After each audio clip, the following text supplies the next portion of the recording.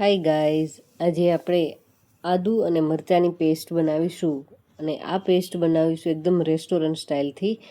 એ લોકો કેવા મરચાં ઉપયોગમાં લે છે, કેટલી ક્વોન્ટિટી લે છે, એ બધું જ વાતનો આપણે ખ્યાલ રાખીશું ને તો આપણી પણ આદુ મરચાંની પેસ્ટ છે ને એકદમ પરફેક્ટ બજાર જેવી તૈયાર થશે. તો એમના માટે થઈ અને જે એકદમ સરસ તાજા અને લીલા મરચાં અને મીડિયમ તીખાસવાળા એવા મરચાં લેવાના છે. અને સાથે સાથે એમનો કલર છે એકદમ લીલો હોય એવા મરચાં સિલેક્ટ કરીશું. અને હવે એ મરચાંનું આપણે મોટું મોટું કટિંગ કરી લેવાનું છે અને સાથે 70% મરચાંનો ઉપયોગ લેવાનો છે અને આદુ છે એ 30% લેવાનું છે.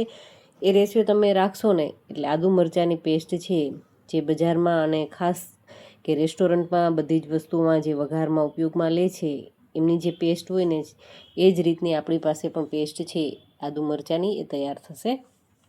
તો એમના માટે થઈ સૌથી પહેલાં આપણે મરચાંના અને આદુના ટુકડા કરી લેશું. અને આદુ છે ને એ એકદમ કૂણું આદુ નથી લેવાનું.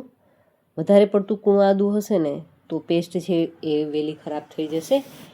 તો મીડિયમ એવું આપણે આદુ લેશું કે એમની અંદર રેસાનો ભાગ હોય તો પણ ચાલશે. અને હવે એમની છાલ ઉતારી બંનેના મોટા મોટા ટુકડા કરી લીધા છે. એમાંથી પહેલાં આપણે આદુને ક્રશ કરી લેશું જેથી કરી અને એમની પેસ્ટ છે એ સરસ તૈયાર થશે. કારણ કે આદુને ક્રશ થતાં સમય લાગે છે અને મરચાં છે ઝડપથી ક્રશ થઈ જતા હોય છે. તો પેસ્ટ એકદમ પરફેક્ટ કરવા માટે પહેલાં આપણે આદુને અધકચરું આ રીતે પીસી લેવાનું છે અને ત્યારબાદ એમાં આપણી પાસે રહેલા જે મરચાં છે એ મરચાંને લઈ લેવાના છે. અને હવે મરચાંની પેસ્ટને આપણે આ જ રીતે નથી પીસી લેવાની. એમના આપણે પ્રિઝર્વેટિવ તરીકે બીજું કોઈ કેમિકલનો ઉપયોગ ન કરતા એમની અંદર અડધી ચમચી જેટલું નિમક, અડધા લીંબુનો રસ એડ કરી દઈશું અને સાથે સાથે મીડિયમ સાઇઝની 2 ચમચી જેટલું તેલ લીધું છે. તેલ તમે સરસવનો ઉપયોગમાં લેતા હોય તો બેસ્ટ, અધરવાઇઝ જે ઘરની અંદર આપણે ખવાતું હોય એ તેલનો ઉપયોગ કરી શકીએ છીએ.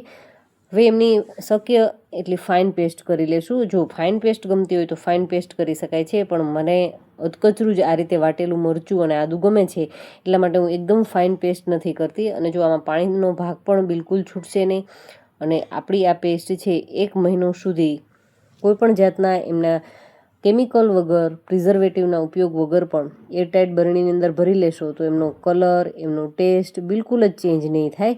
તો આ મેથડથી તમે આદુ મરચાંની પેસ્ટ ક્યારે ન કરી હોય ને તો એકવાર ચોક્કસથી ટ્રાય કરજો.